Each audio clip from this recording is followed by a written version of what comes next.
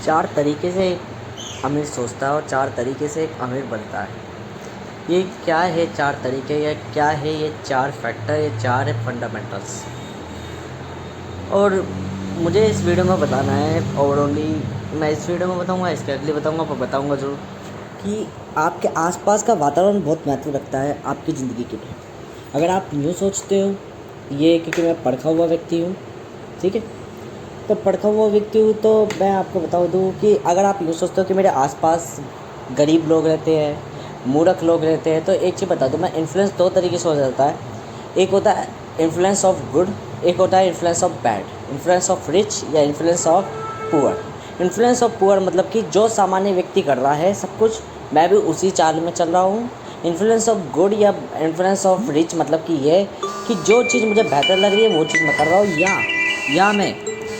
या majority of time मैं यूँ सोच रहा हूँ कि मुझे ये चीज़ नहीं करनी, बिकॉज जब मैं चीज़ों को ऑब्जर्व कर रहा हूँ, जब मैं चीज़ों को देख रहा हूँ, चीज़ों को रिपीटेबल होते हुए देख रहा हूँ, दैन मुझे रियलाइज़ हो रहा है एवरी थिंग या every matter is not a perfect, every matter is imperfect. और रियलिटी यही है कि मैं एक रिच माइंडसेट की तरह सोच रहा हूँ। ठीक है, रिच माइंडसेट क्या, जब तक चीज़ें कम हैं, चीज़ों की कमी है, वैल्यू हाई रहेगी। ये लो है, एक नियम है। कोई चीज़ दूर है तो आकर्षित दिखेगी, ये रियलिटी है। और रियलिटी है तो सीधी सी बात है कि रियलिटी है तो हमें सिंपल सा फंडा समझ में आता है कि जब हमें कोई चीज़ ज़्यादा दिखती है, अत्यधिक दिखती है, तो ऑटोमेटिकली उसकी कमी और हमें उसकी खामियां दिखने लग जाती है। जैसे मूर्ख है, अगर आप यूँ सोचो कि एक मूर्ख है, ये मूर्ख इसलिए कहलाता है, ये गरीब इसलिए कहलाता है, तो वो इसलिए है ताकि आप बेटर बन सकें आपके परसेप्शन में, या आपकी लाइफ में, या आपका यूनिवर्स आपको इस तरीके से प्ले कर रहा है एज अ व्यूअर कि आपको बेटर बना सके। कि जब आप उनको देखोगे, एक व्यक्ति, मैं ये सिंपल सा उदाहरण, ताकि फिर मैं तीन लॉस पे शिफ्ट होऊंगा, कि सिंपल सा उदाहरण आप ये समझिए, अगर एक व्यक्ति था, गरीबों के बीच में था, मूर्खों के बीच में था, जब उनको देख रहा और गरीबों को देख रहा, तो अपने आप ही रूल्स ऐसे मेक कर रहा जो बेटर थे उसकी लाइफ के लिए, नियमों पे चल रहा, नियमों पे ज़िंदगी बढ़िया कर रहा, बेटर टू बेटर अपना प्रोडक्टिवनेस दिखा रहा, अपने आप को आलस नहीं कर रहा, मेहनत आना कर रहा। क्यों कर रहा? क्योंकि उसके आसपास के लोग आलसी थे, उनको देखकर वो चिढ़ता, रियलाइज़ करता कि देखो इनकी ज़िंदगी कितनी नर्क है।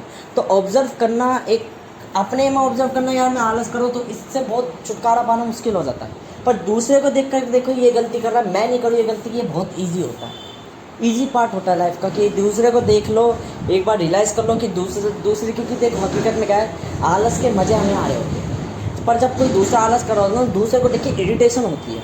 वो इरिटेशन ही हमें ये दिखाना है कि हम क्या प्रोडक्टिव वर्क कर रहे हैं या नहीं। मान लो एक परफॉर्मेंस का यही मैटर करता है कि परफॉर्मेंस, जब हम गरीबों के बीच में, तो हमारी परफॉर्मेंस बेटर थी, प्रोडक्टिव थी, इन्हांसमेंट थी।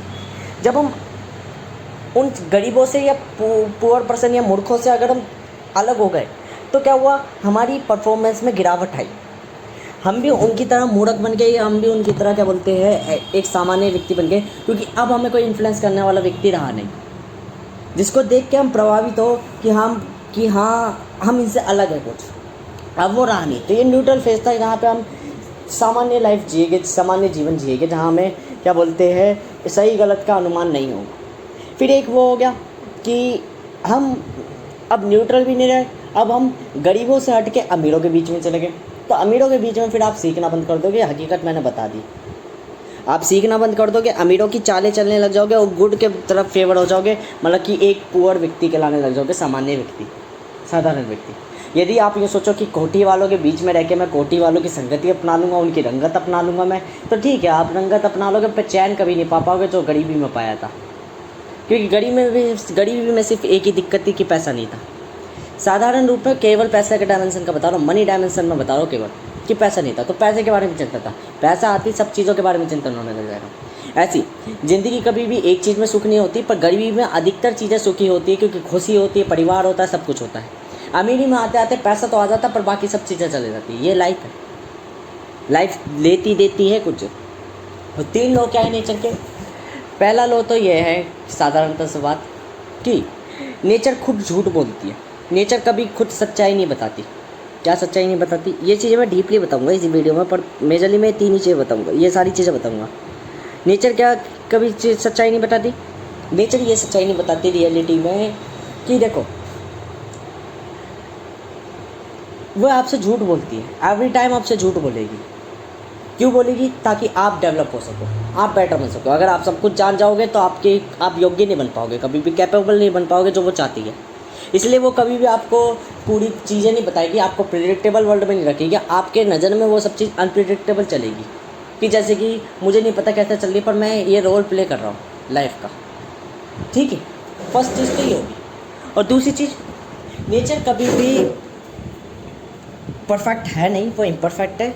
बट आपकी सोच ऐसी बनाएगी कि आप परफेक्ट के पीछे आकर्षित होगे, आप ग्रोथ की तरफ आकर्षित होगे, आप ग्रो करोगे, आप अपने आप को बेटरफुल समझोगे, आप अपनी लाइफ का मीनिंग समझोगे।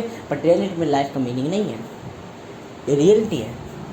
ये रियलिटी है जो एक्सट्रीम रिच पर्सन जानते हैं। 3 टाइप्स ऑफ कैटेगरी होते हैं, 3 types of category, 3 types of category. एक वो जो क्या बोलते हैं पूरी दुनिया में इन्वेस्ट कर रहे हैं, इन्वेस्टर्स, जिसने पानी की वो बनाई थी, पानी से चलने वाली कार बनाई थी, उसको क्यों टपकाया? ताकि लोगों का, जिन्होंने पेट्रोल में पैसा इन्वेस्ट कर रखा है, बड़े बड़े लार्ज इंफ्रास्ट्रक्चर में पैसा कर रखा है, वो ट्रिनिटी के सबसे टॉप 5% या 1% लोगों को धंधा खा रही थी। अब मान लो अगर मेरा ही धंधा खाओगे तो मैं क्या कहूँगा? पर ज़्यादा निकल रहे, काटने पड़ेगी, वरना हम गरीब हो जाएंगे। तो सामान्य सी बात है, हम एक राइवल बनी जाएगी मेजोरिटी टाइम। तो मैं कह दूं कि मैं कुछ कैटेगरी का पर्सन हूँ, मैं उन टॉप 5 या 1% कैटेगरी का पर्सन हूँ। क्यों हूँ? मैं जब इतना सोचता हूँ, इतना दिमाग लगाता हूँ, इतनी मुझे प्रकृति सिखा रही है, the nature is imperfect, I am the god father है, क्या मैं एक डिलीवरी करने वाला व्यक्ति बनाऊँ? No no no no no. Short term और लॉन्ग शॉर्ट टाइम में क्या फ़र्क होता है? क्या शॉर्ट टाइम मना करा मैंने, शॉर्ट टर्म मना करा? मैंने कहा शॉर्ट टर्म फेवर्स मना करे, मैंने टाइम तो कभी कहा नहीं कि छोटे छोटे समय में आप इन्वेस्ट करो। छोटे छोटे समय तक अगर इन्वेस्ट करते चले जाओ तो ऑटोमेटिकली लॉन्ग टर्म बनता है, वो लॉन्ग टर्म ऑफ टाइम बनता है। मैंने कहा शॉर्ट फेवर्स मत लो। शॉर्ट फेवर्स है क्या? शॉर्ट फेवर्स ये है, कोई चीज़ मैंने ली, तुरंत मुझे खुशी होगी, ये शॉर्ट फेवर्स है, क्योंकि वो नेचर ने मुझे कभी भी एक्यूमुलेट करके दिया ही नहीं। मैंने कहा इनसे नफरत करो। 9 days unproductive, 9 days unfavourable, 1 day productive, 1 day favourable, ये मैंने कही है। Total of life your 10 days। ये सोचो 10 दिन की मेरी ज़िंदगी है, 10 दिन में से 9 दिन अनफेवरेबल। अनफेवरेबल मतलब क्या? जो बोरिंग है वो नहीं, जो मेरे पर्सपेक्टिव में बोरिंग है, जो मुझे पसंद नहीं है करना, वो अनफेवरेबल। अब अनफेवरेबल में क्या हो गया? मान के चलो एक व्यक्ति को सेक्स करना पसंद है, वो उसका फेवरेबल है। मेरे को सेक्स करना पसंद नहीं है, मेरा अनफेवरेबल है, बट मैं करूँगा बिकॉज मेरे को अपना अनफेवरेबल अनप्रोडक्टिव वर्क करना है। मुझे आलस करना पसंद नहीं है, दूसरे को व्यक्ति पसंद, तो उसका फेवरेबल है, मेरा अनफेवरेबल। मैं आलस करूँगा दैन मैं प्रोडक्टिव बनूँगा एक पर्टिकुलर टाइम पे, क्योंकि मैं सिनेरियो पोर्टफोलियो पे मेक कर रहा हूँ, मैं एक लॉन्ग टर्म इन्वेस्टर हूँ। तो क्या है, बस यही चीज़ है कि लॉन्ग टर्म मतलब कि छोटी छोटी इन्वेस्टमेंट, छोटे छोटे गोल्स कब में बड़े बदल जाते हैं, एकदम में एक्यूमुलेट होते हैं। मैं रिटर्न ऐसे ही पाना पसंद करता हूँ, और यही मेरी लाइफ है कि मैं आज नहीं पर 10 साल बाद हो सकता है मैं उन टॉप 5-1% में हूँ, जो मान लो दुनिया में फ्री इलेक्ट्रिसिटी कोयल ला रहे हो, फ्री वो ला रहे हो, और मैं उनको सफाया कर रहा हूँ। हो सकता है जो आज के टाइम पे अमीर हो, मैं उनका धंधा खा के अपने अंदर समा के रखूँ आने वाली ज़िंदगी में। क्योंकि आप लॉजिक को जानते क्या? लॉजिक मैंने इवेंचुअली सीधा कहा था, engineering is equal to logic plus time. Time के संग लॉजिक के बिल्कुल डायमेंशन चेंज होगी, ऑटोमेटिकली इवेंचुअली चेंज होगा। दैट मीन मतलब कि लॉजिक जो आज मैं कॉम्प्लेक्स चीज़ें नहीं सोच पा रहा, हो सकता है कि एक ज़माने के बाद जो एक 70 साल का या 10 पीढ़ी तक जो इंजीनियर्स ने सोचा हो, उन 10 पीढ़ी से 1 लाख गुना मैं तेज सोच लूँ कोई भी इंजन।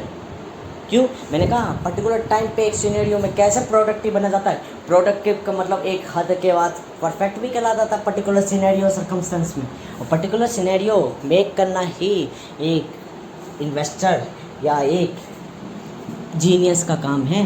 कि जीनियस कोई नहीं है, जीनियस कोई वो नहीं है, जीनियस 10-10 घंटे नहीं लेता, सब कुछ बर्बाद करता है, पर एक टाइम पे आके अपनी प्रोडक्टिविटी स्किल दिखा देता है। This is of your make your life.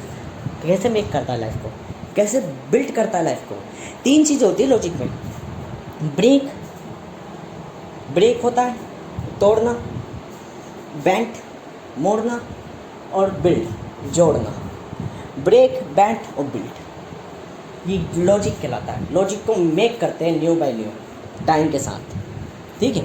आप तोड़ोगे, ब्रेक करोगे, मोड़ोगे, बेंट करोगे, मतलब उसकी डायरेक्शन तय करोगे, और उसको बिल्ड करोगे, मतलब कि उसको न्यू बनाओगे लॉजिक को। ये लॉजिक कहलाता है, कनेक्शन कहलाता है। ठीक है, कि कनेक्शन टूटता भी है, मुड़ता भी है, डायरेक्शन भी तय करता है कनेक्शन, और कनेक्शन ही बनता भी है, न्यू भी बनता है। तो network is the part of the communication, not क्या बोलते हैं, प्योर लॉजिक। प्योर लॉजिक बहुत एडवांस है।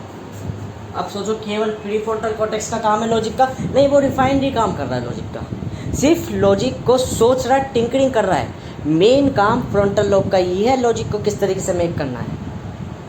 जो लॉजिक प्रोवाइड करेगा, क्रिएट करेगा, वो फ्रंटल लोब भी करेगा। प्रीफ्रंटल कॉर्टेक्स का काम है सिर्फ उसको इन्वायरमेंट के अनुसार मैचअप करना, कि लॉजिक इंटेलिजेंस तो है, देखना, टैकल करना, बस ये काम है। क्या आंसर पुटअप हो रहा ही नहीं हो रहा, इक्वेशन पुट होकर आंसर मिल रहा ही नहीं मिल रहा सॉल्यूशन, क्योंकि सॉल्यूशन सर्कमस्टेंस में मिलेगी। इक्वेशन का कोई सॉल्यूशन होता ही नहीं कभी भी, इक्वेशन जीरो पे लाई करती है हमेशा। एवरी इक्वेशन आर इक्विलिब्रियम, हर इक्वेशन इक्विलिब्रियम होती है। आपके सोचो एक जगह प्रेशर डाउन है, एक जगह प्रेशर हाई है, ये भी इक्विलिब्रियम कहलाता है अगर डायमेंशनली सेकंड पोजीशन में हम देखें एक रिएक्शन को। तो यहाँ भी हमें पता चलेगा कि अगर इस चीज़ में कोई चेंज, कोई भी पर्टिकुलर टाइप की एंट्रोपी या कोई भी पर्टिकुलर टाइप की रिएक्शन या कोई भी पर्टिकुलर टाइप की चेंजेबल कोई चीज़ हुई नहीं, तो कोई भी चीज़ अनस्टेबल है ही नहीं, स्टेबल है, स्थिर है। वो कभी अपनी रेस ऑफ चेंज करेगी ही नहीं जब तक उसमें कोई डिकम्पोजर फैक्टर नहीं इन्वॉल्व होगा। कोई प्रेशर, टेम्परेचर, कोई भी पर्टिकुलर अगर उसकी स्टेट उसको फेवरेबल आउटकम्स दे के बैठी पड़ी है, वो चेंज होगा ही नहीं। और यही पुअर क्यों थी, पुअर फेवरेबल देखता है, लॉ ऑफ लाइफ है। अब सेकंड क्या है, सेकंड में यही था कि नेचर जो है इम्परफेक्ट है, यही रियलिटी जानता है कि इन्फ्लुएंस होना नहीं है, करना है। दूसरी चीज़, बुरी आदतें होती है, क्यों होती है, क्योंकि लॉज गरीबों को रोकने के लिए बनाए जाते हैं अमीर बनने से।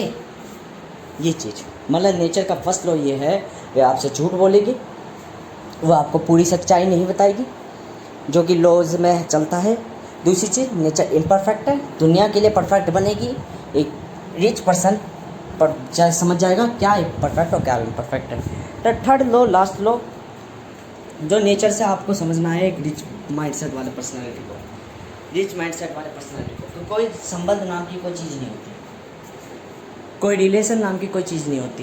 Everything is breakable, everything is not find. कैसे, मैं यूँ सोचता हूँ, मैं अपनी हकीकत बता दूँ, इसे कोई मानवीय ना मत समझे कि मैं कोई गलत बात कर रहा हूँ।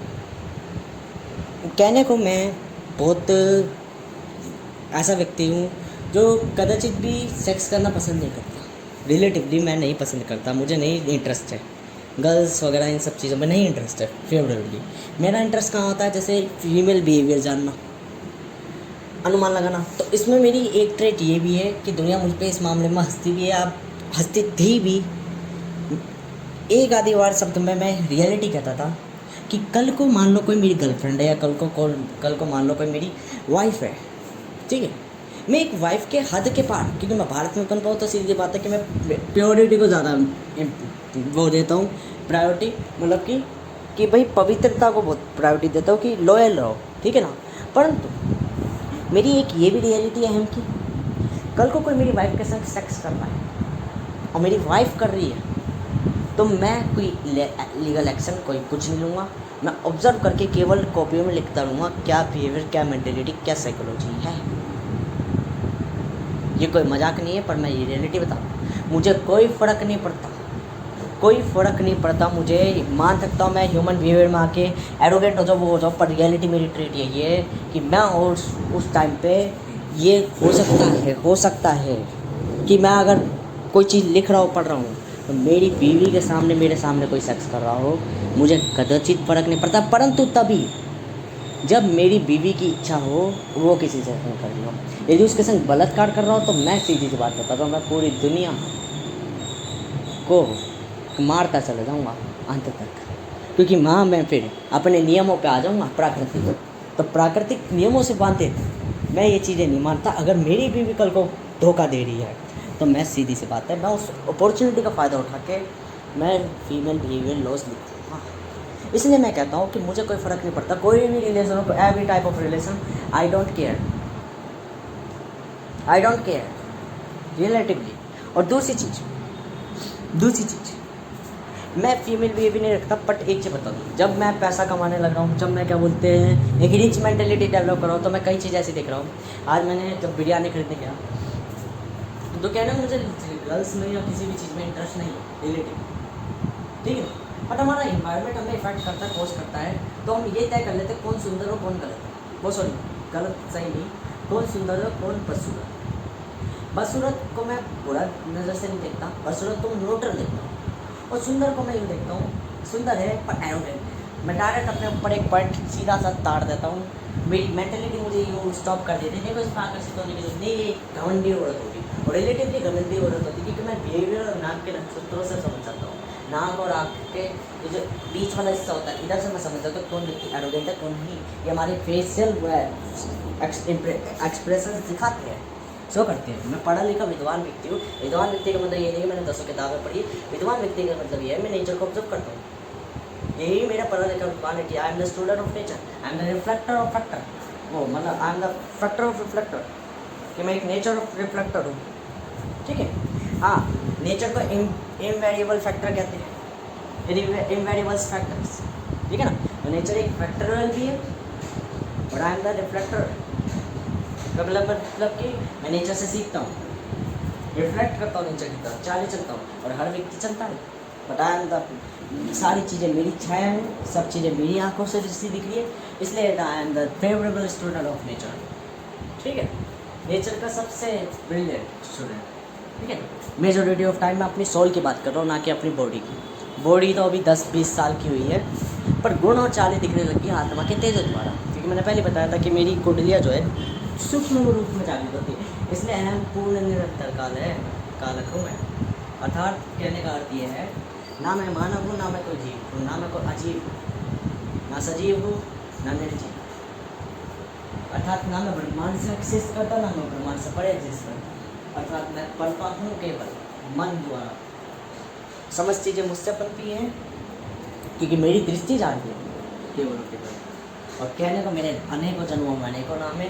सामान्यतः रूप में मुझे भारत में काल ब्रह्म के नाम से जाना जाता है, और अनेकों जन्मों में अनेकों अनेकों नाम से जाना जाता है। ये मेरे 2 रूप है, काल ब्रह्म अर्थात अहम स्वयं, जो कि मैं बताता रहता हूँ।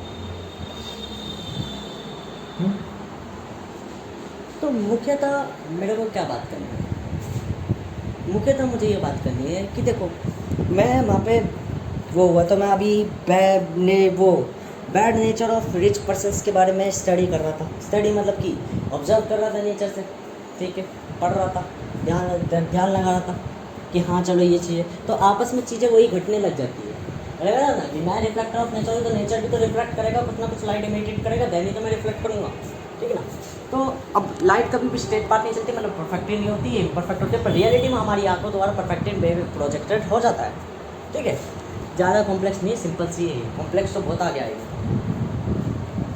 तो मेजोरिटी ऑफ टाइम आपको ये थिंक करना है, जैसे मैंने वो करा, तो मैं वहाँ पे ये थिंकिंग कर रहा, वहाँ पे ये थिंकिंग कर रहा कि मैं उड़ रहा मतलब कि मैं शक्ल देखे जा रहा, शक्ल, बॉडी और ये ब्रेस्ट वाला जगह, मैं ये सारी चीज़ें देख रहा, मैं उस व्यक्ति की तरह अपने आप को प्रेडिक्ट कर रहा है, एज उस व्यक्ति की तरह जो व्यक्ति हवस का पुजारी होता है ना, मैं कोई व्यक्ति सोचता है मैं कितने ब्यूटीफुल है, घास किसके संग में सेक्स कर पाता, मैं उस व्यक्ति की तरह, हाँ मैं ऐसे लगता हूँ अपने आप को प्रोडक्ट करके।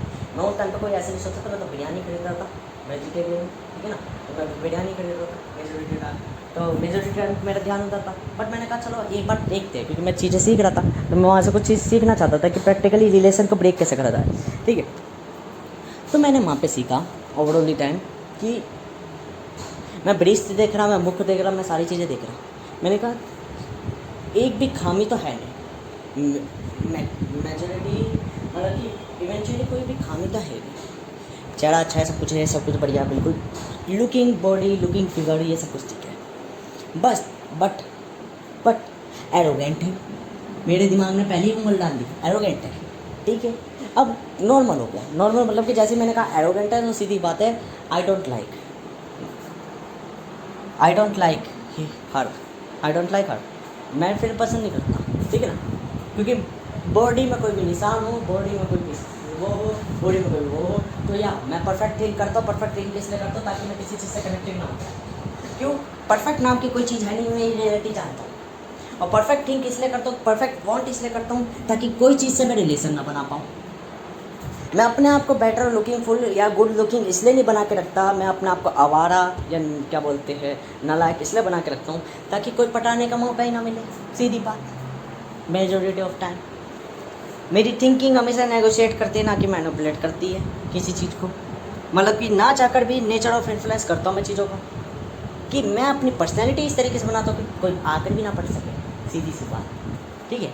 ना मैं अपनी गुण दिखाता, ना मैं चालें दिखाता मुख्यतः रूप से हैं। और यही बात है कि मैं कहने को मेरे को परफेक्ट चीज़ें नहीं पसंद है, मुझे इम्परफेक्ट ही पसंद है। मुझे पता है रियलिटी इम्परफेक्ट है, बट मैं वांट करता परफेक्ट। वांट इसलिए एक दिल भी मिल गया ना, और अगर रंग हल्का सा भी डल हो गया या हल्की सी भी चेहरे का वो हो गया, तो मैं पता है क्या थिंकिंग करता हूँ, she does not like me, वो she does not my type.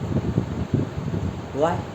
क्योंकि मैं जानता हूँ रियलिटी, और मैं रियलिटी से जानता हूँ ताकि मैं इससे थोड़ा दूर हूँ। अभी मेरी उम्र ऐसी है नहीं कि मैं इन चीज़ों के पीछे पढ़ूँ। मैनुअली मैं इस चीज़ों के पीछे पढ़ूँ, तो मैनुअली तो मैं अब मानव शरीर में तो आकर्षित होऊंगा। तो मुख्यतः रूप से मैं वहाँ पे कुछ ऑप्शन डाल देता हूँ, जैसे कि चलो भाई सब कुछ बढ़िया है, एरोगेंट है, ठीक है। अब वहाँ पे मेरा रिच माइंडसेट क्या सोचता है, रिच माइंडसेट में दो थिंकिंग थी। फर्स्ट चीज़, देखो समाज में एरोगेंट वगैरह सब कुछ पाएगी, सब तरह की मानव बुद्धि पाएगी। मुझे क्या चाहिए, जैसे मैं रियलिटी जानता हूँ, मैं पूर्ण ब्रह्मांड जानता हूँ, ऐसी हर एक मानव जाने। ऐसा हकीकत में नहीं है। एक गॉड हमेशा क्यों सबसे बढ़िया होता है, क्योंकि वो जाता है मैं सब प्राणियों में सबसे अच्छा हूँ, तो सब प्राणी अच्छे हो जाए, और मीनिंग ही बदल जाएगा फिर।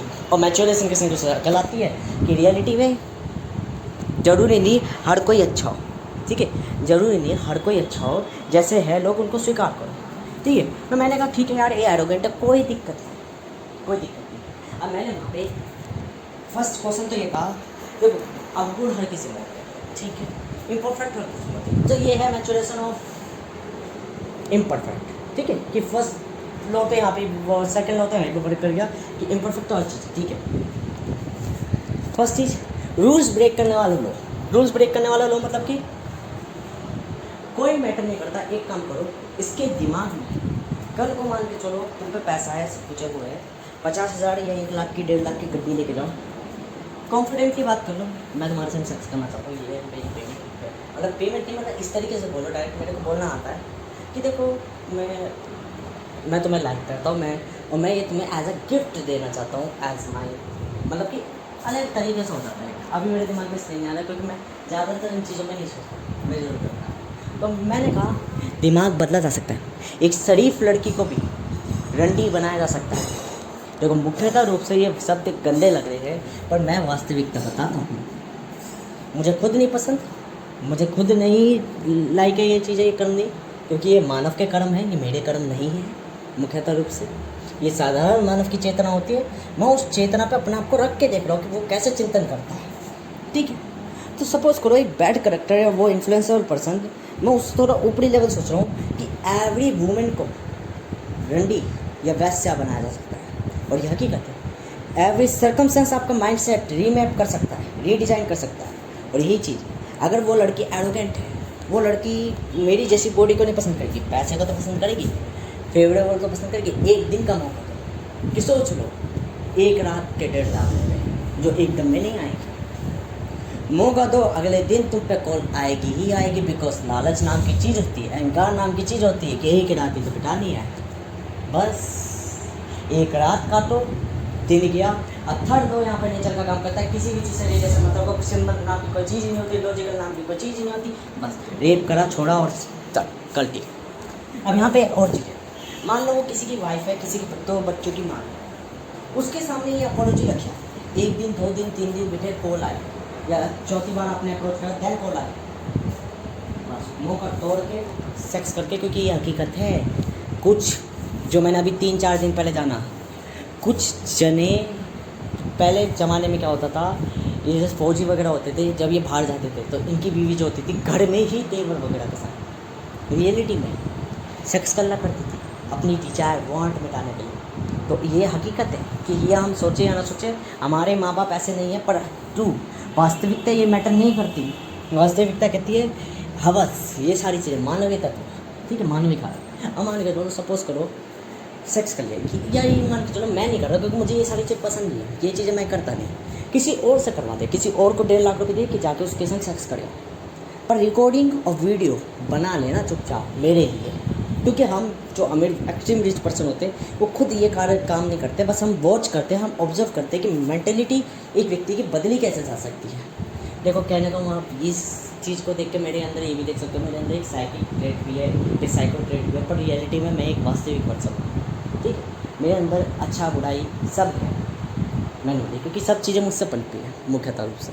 तो मैनुअली मैंने क्या देखा कि या तो उसकी थिंक बदल दो, ठीक है, वो एरोगेंट थी, उसको कुत्ते की तरह, वो क्या बोलते हैं, बिच की तरह नचाया जा सकता है।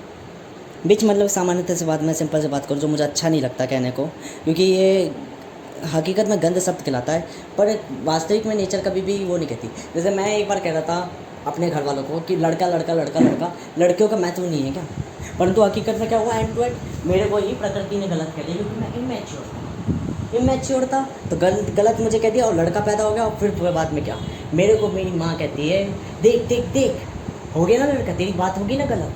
तब मुझे इतना दुख हुआ था, तब मैंने सोचा था प्रकृति के मामले में बोलना ही सबसे बड़ा चूतियापा है, क्योंकि मैं वो व्यक्ति हूँ जो औरतों को महत्व देता है, मैं वो व्यक्ति हूँ जो कहता है कि प्रत्येक जीव का महत्व रखता है, प्रत्येक जानवर का अधिकार बनता है हर एक चीज़ पे।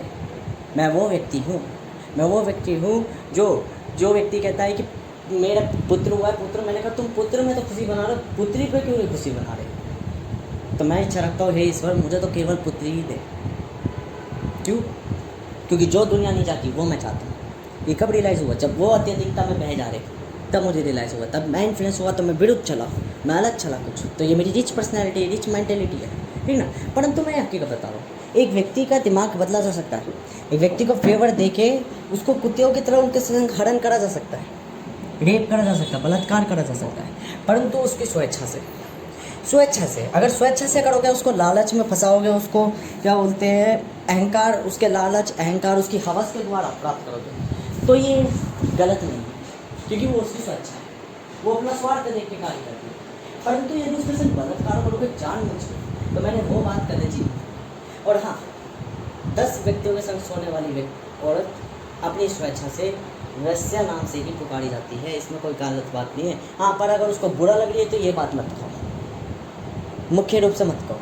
पीछे से आप कुछ भी पुकारो, कोई मतलब नहीं रखता, महत्व नहीं रखता, वो लौट के आते शब्द। मैंने कहा एक शब्द बोलते हैं, मैं आज ये शब्द बोल रहा हूँ, कल को मुझको लौट के आएंगे शब्द। परंतु मैं इसलिए कह रहा हूँ, एक गुरु, मैंने कहा ना एक गुरु माया रचता है बालक के लिए कि सबको सिखाऊंगा, पर अंतिम रूप में, प्राकृतिक रूप में और सामाजिक रूप में उसे पता चलती है मैंने तो केवल माया रची थी दिखाने, इस माया ने तो मुझे ही नचा दिया, ठीक है ना। तो एक काल माया होती है, काल नियति होती है, तो काल नियति लौट के आती है मुख्यतः रूप से।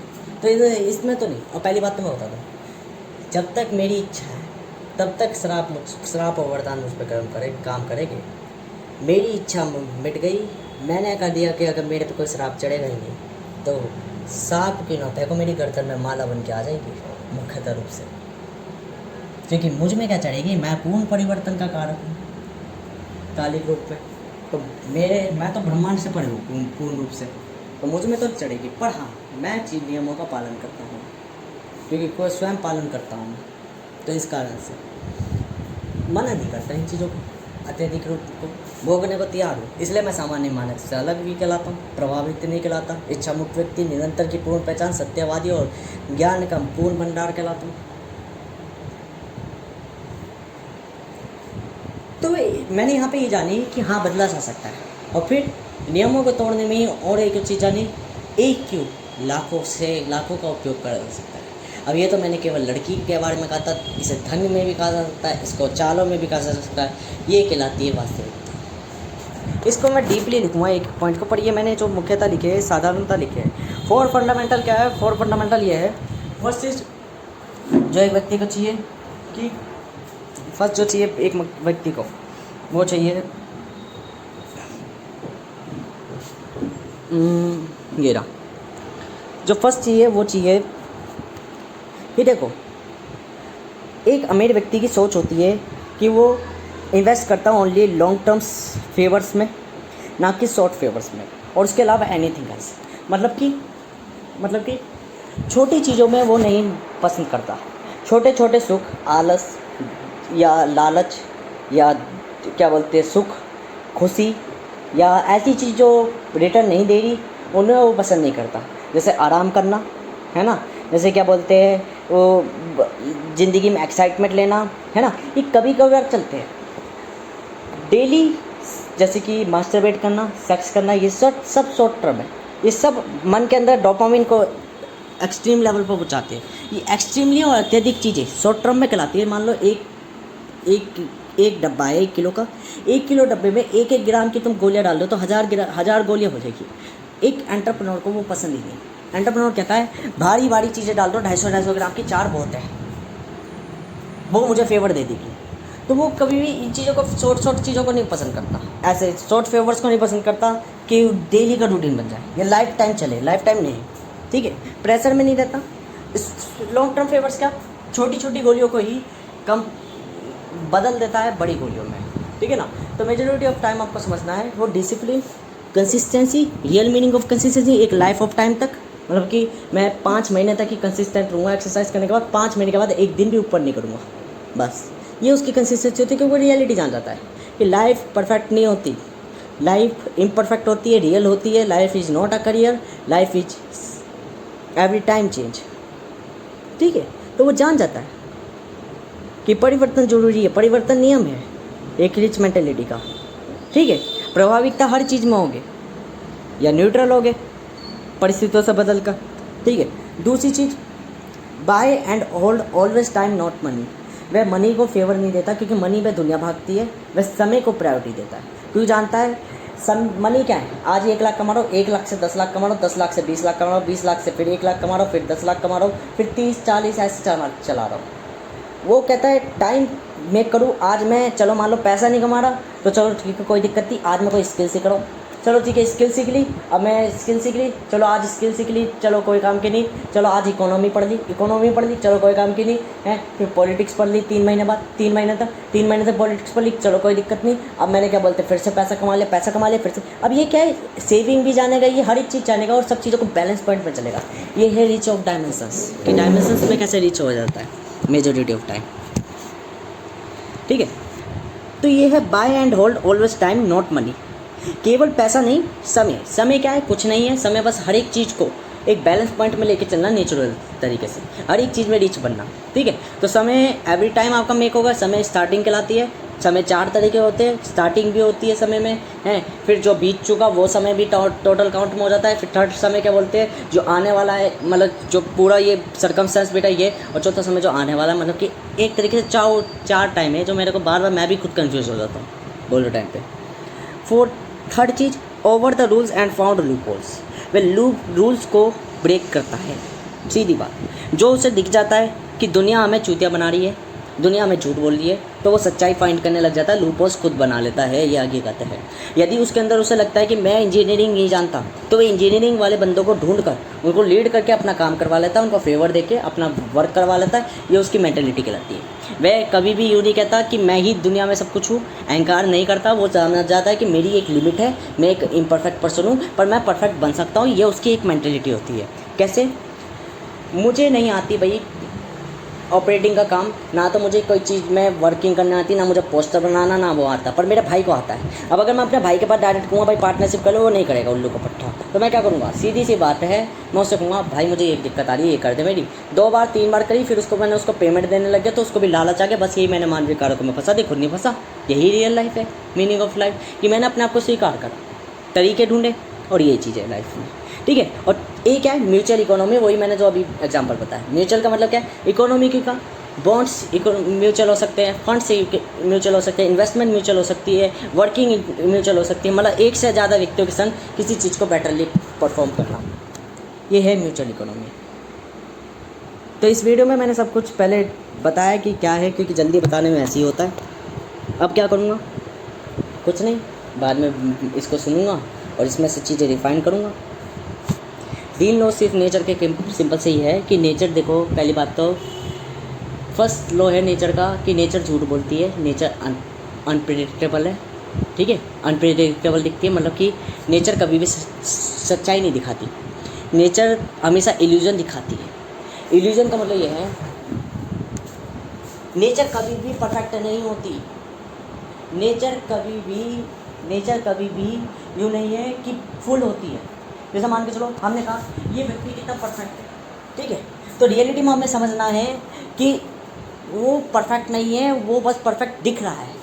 मतलब अंदर से चीज़ें नेचर में खोखली होती है, अंदर से नेचर में चीज़ें बिखरी हुई होती है, बाहर से रिलेशंस, बाहर में सब कुछ बनते हैं, फिर इसका रूप बदलता है नेचर का, है ना। तो नेचर में हमें पता चलता है 9 दिन अनप्रोडक्टिव वर्क करो, देन 1 डे प्रोडक्टिव वर्क करो। मतलब कि नेचर में ही है सिनेरियोस बनते हैं। एक एक लिविंग बीइंग या एक रिच पर्सन जान जाता है कि नेचर चेंज मांगता है। नेचर ऑलवेज क्या बोलते हैं, थिंक करता है एज अ कि भाई मैं इम्परफेक्ट हूँ, नेचर इज़ रियल, और यही लाइफ है, ठीक है। कि नेचर के लॉज खुद से आ जाते हैं, ऑब्जर्व करके आते हैं रियलिटी में। नेचर पहले में तो झूठ बोलता है। झूठ क्या बोलता है, मैं परफेक्टेड पर्सन, मैं परफेक्टेड दिख रहा हूँ, जो दिखता है वो होता है, ठीक है। फर्स्ट चीज़ तो ये हो गई नेचर का लॉ। सेकेंड चीज़, नेचर में 9 दिन अनप्रोडक्टिव वर्क करोगे, देन 1 डे प्रोडक्टिव वर्क करोगे, ठीक है। कि नेचर को परफेक्ट कैसे बनाया जाए, नेचर परफेक्ट चाहता कैसे, और इन्फ्लुएंस ना हो, इन्फ्लुएंस करो, ठीक है।